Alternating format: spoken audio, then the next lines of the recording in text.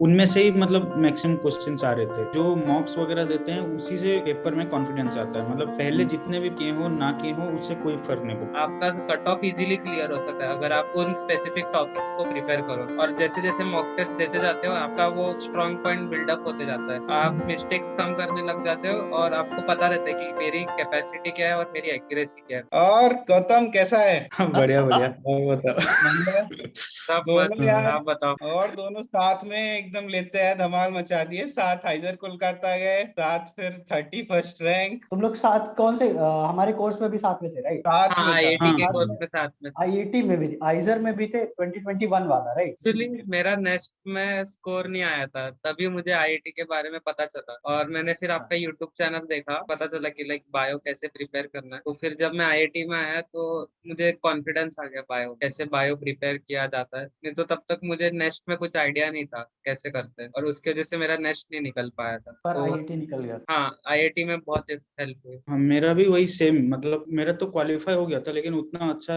Rank नहीं आया था। लेकिन जाना मुझे इसी रिसर्च लाइन में था। तो मैं जब फाइनल किया नेक्स्ट का तो उसके बाद देखा कि मेरा मार्क अच्छा नहीं बन रहा है। तो आप जैसे बोले थे वो वीडियो में कि इतना कट ऑफ जा सकता है, तो उसके बाद मैं डिसाइड किया कि आईआईटी का आपका कोर्स ले लेना चाहिए। मेरा पीसीएम तो सही था लेकिन उस टाइम टाइम भी था, तो इसलिए मैं सोचा थोड़ा बायो का अगर ठीक कर लूँ तो सिलेक्शन अच्छे से हो जाएगा। तो मैंने भी इसीलिए लिया था आपका कोर्स, आईआईटी वाला। तो फिर कोर्स में आके फिर क्या हुआ, तुम लोग का कैसे प्रिपेयर किया? कोर्स में जैसे होता है, मतलब पहले पहले तो मॉक्स में वैसे मार्क अच्छे नहीं आए। फिर आपसे, अखिल भैया से, फिर वो सौम्या भैया से, उनसे फिर बात किए। शुरुआत में वैसे 60-70 में आते थे। उसके बाद जब 110 120 के आसपास आने लगे लास्ट लास्ट के मॉक जो होते थे, फिर पीवाईक्यू में भी वैसे 100 के अबव जब आने लगे तब कॉन्फिडेंस आया कि हो जाएगा आईआईटी में अच्छे से। फिर आईआईटी का दिए और अभी आईसर कोलकाता में है। आइजर कोलकाता में आ गया। मेरा तो इनिशियली 40s में ही था। 40s में? हाँ, बहुत गंदा था। फिर कहाँ तक ले गया था मॉक की स्कोर? मॉक का मेरा जा रहा था 110 120 तक। 40 से तूने 110 तक ले गया है? हाँ, वो बायो और केमिस्ट्री में बहुत हेल्प हो गई, उधर नेगेटिव में ही पहुंच जा रहे थे मेरे मार्क्स। अच्छा, फिर बायो और केमिस्ट्री में तूने और स्कोर किया तो हाँ, ओवरऑल हेल्प हुआ।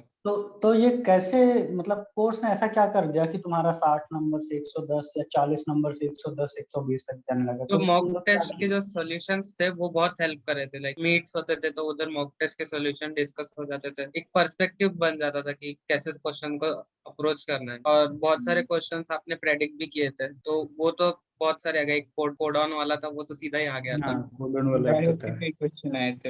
अच्छा, तो वही यही हम लोग सारे स्टूडेंट्स को भी कोर्स में यही कहते हैं, question to theory approach follow करो हमेशा ही वही। हाँ, बायो में जैसे 31-32 चैप्टर्स हैं टोटल 11th-12th में से। लेकिन आप जैसे सिलेक्ट करके देते टॉप 10 हाँ, चैप्टर्स, उनमें से ही मतलब मैक्सिमम क्वेश्चंस आ रहे थे। कोई भी सपना साकार करने के लिए सबसे जरूरी है सही कोच का होना। चुनिए साई एस्ट्रा और करिए अपने IIT एंड नेस्ट का सपना साकार। Download the app now.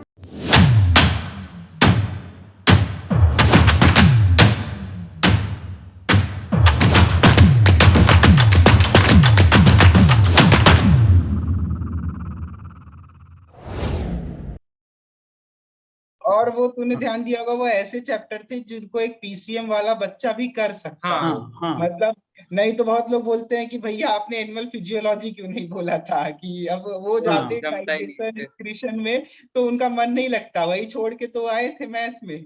और फिर मतलब जैसे जेनेटिक्स वगैरह करने में देख थोड़ा अच्छा, मतलब मजा आता है हाँ, अगर एक फील आ जेनेटिक्स। जाए। हाँ, जेनेटिक्स हो गया, बायो, मतलब वो प्लांट फिजियोलॉजी को और एनिमल फिजियोलॉजी वो दोनों सबसे लास्ट में करना चाहिए। पहले ये वही जो वही बाकी के। वही हाँ वही एक मैथ वाले बच्चे को तो खास कर कि इनको बाद में हाँ करना चाहिए, पहले ये हाँ सब करना चाहिए। जो हमारा एप्टीट्यूड वगैरह भी चेक करते हो, जैसे जेनेटिक्स हुआ तो उसमें हाँ रटना कुछ नहीं उतना होता है, क्वेश्चन हाँ ही सॉल्व करना है तुमको वहां भी। हाँ। और क्या किए तुम लोग कोर्सेज में, ये कैसे हेल्प? मेनली वही मॉक करते थे। और जो आप जैसे बोलते थे, मतलब हर मॉक से एटलीस्ट एक सवाल असाइनमेंट। भी अगर सीख सको, एक सवाल भी अगर सीख सको हाँ, तो वो तुम्हारा लर्निंग होगा। तो वो वैसे में मतलब मॉक्स को एनालाइज करना, जो टॉपिक से कट रहे हैं मार्क उस पे और एक बार 2-3 बार देख लेना उस टॉपिक के। फिर नेक्स्ट मॉक में जैसे वो मिस्टेक और रिपीट ना हो, सेम चीज मतलब वैसे करते अच्छा करते अच्छा, मतलब कुछ improve। लोग लोग बोलते हैं कि लास्ट 1-2 मंथ में ही क्या होना है, जब साल भर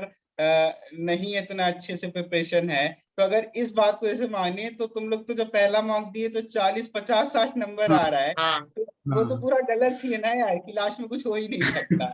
तुम लोग क्या हाँ कहोगे इस पे, क्या ओपिनियन? बहुत बच्चे होता है लास्ट मोमेंट में कुछ नहीं होता। लास्ट मोमेंट पे बहुत एफर्ट डालना था मैं तो कहूँगा, क्योंकि तभी बहुत मैटर करता है। वही, तुम आप साल भर बहुत कितना भी इम्प्रूव अच्छा हो पढ़े जा हो, सकते हो। हाँ साल भर कितना भी अच्छा पढ़े हो, अगर लास्ट मोमेंट वाली एक्सटेंसिव अच्छी प्रिपरेशन नहीं करते हो तो हाँ फर्क आ सकता है। पीछे वाला आगे निकल लास्ट जाएगा, आगे वाला पीछे। हाँ लास्ट टाइम में जो मॉक्स वगैरह देते हैं उसी से पेपर में कॉन्फिडेंस आता है। मतलब पहले जितने भी पेपर किए हो ना किए हो उससे कोई फर्क नहीं पड़ता। लास्ट में अगर नंबर जैसे भी करके बन रहे हैं, मतलब बायो में आपको आता हो ना आता हो, शॉर्ट नोट्स भी अगर कोई देख के जाके बना के नंबर ले आ रहा है तो उसी से कॉन्फिडेंस आएगा। तो फाइनल एग्जाम में कुछ हो ना हो, मतलब एक अच्छा स्कोर बन जाएगा। बिल्कुल, और एक पूरा फील आ जाता है कि एक्चुअल एग्जाम कैसा होगा, वो हाँ तुम्हारा हाँ पहले से रहता है कि ऐसे। तुमको भी कुछ आईआईटी का एक्चुअल एग्जाम कुछ अलग नहीं लगा होगा ना? नहीं, कि नहीं रेगुलर मॉक टेस्ट लग रहा था पूरा। बिल्कुल। अच्छा, तो ये वही। हो गई आईआईटी 2021 की बात। तो तुम लोग हाँ ऐसे आए, फिर वही जो भी इम्प्रूव हुआ तुम लोग का 110 120 तक पहुंचे 50-60 नंबर से, और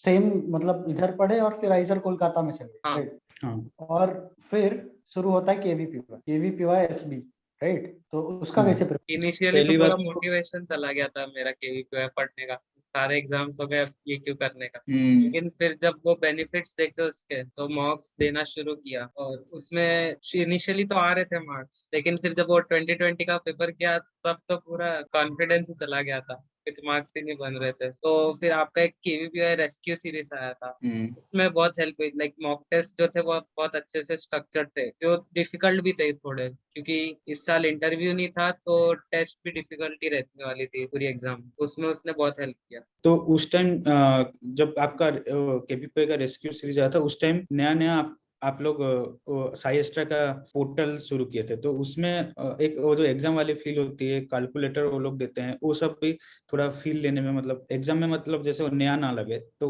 वो भी थोड़ा हेल्प किया। तुम लोग यार ये बताओ, थोड़ा जर्नी को डिटेल में एक्सप्लेन करो, ठीक है? कि जैसे तुम लोग आए कि रेस्क्यू सीरीज में, तो मतलब जो जर्नी है ना मेन, वो जो 40 मार्क्स में जो आदमी डिमोटिवेट होता है, फिर तुम लोग उस टाइम पे क्या करते थे? मतलब नंबर नहीं आ रहे हैं तो स्ट्रेटजी चेंज किए या एनालाइज किए, फिर बढ़े कैसे?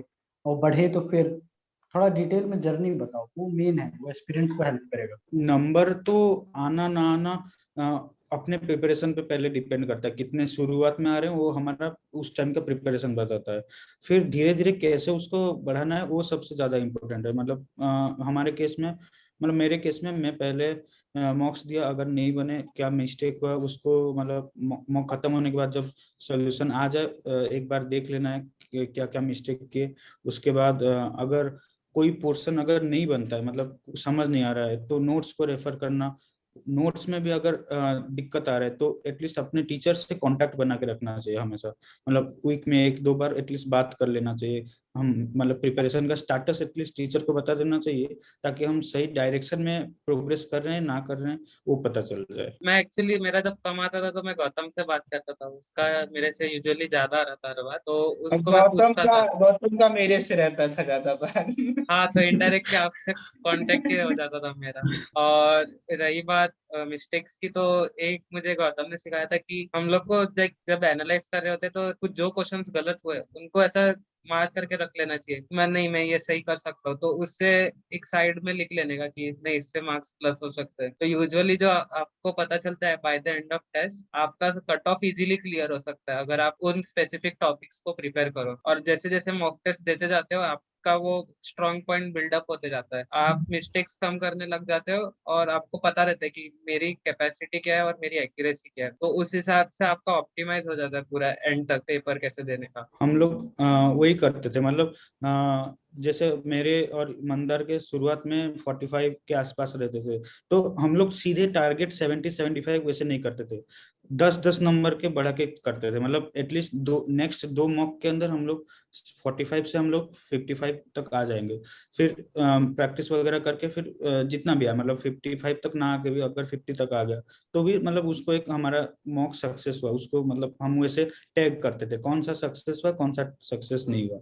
मतलब एक टारगेट लेके चलेंगे, मॉक में हमें इतना लाना है, और वैसे मतलब अनरियलिस्टिक टारगेट नहीं लेना चाहिए, मतलब हाँ जितना डुएबल है वो सबसे ज्यादा इम्पोर्टेंट है यहाँ पे। कि स्टेप वाइज, जैसे तुम अभी 45 पे हो तो नेक्स्ट मॉक में टारगेट करो कि 50 पहुंचना है। हाँ हाँ ये नहीं कि 45 हाँ पे हो 70 सीधे टारगेट कर रहे हो। तो हाँ ऐसे ग्रेजुअली स्टेप्स लो तो वो ज्यादा हेल्प करता है ना। हाँ हाँ। और एक बात मैं बोलूंगा कि मतलब मॉक्स वगैरह देना थोड़ा जल्दी चालू कर देना चाहिए, नहीं तो एक वो जो प्रोक्रेस्टिनेशन जैसे एक हो जाता है कि मॉक पहले सिलेबस कंप्लीट करते हैं फिर हम आएंगे मॉक पे, तो वो वाला चीज जितना हो सके अवॉइड करना है।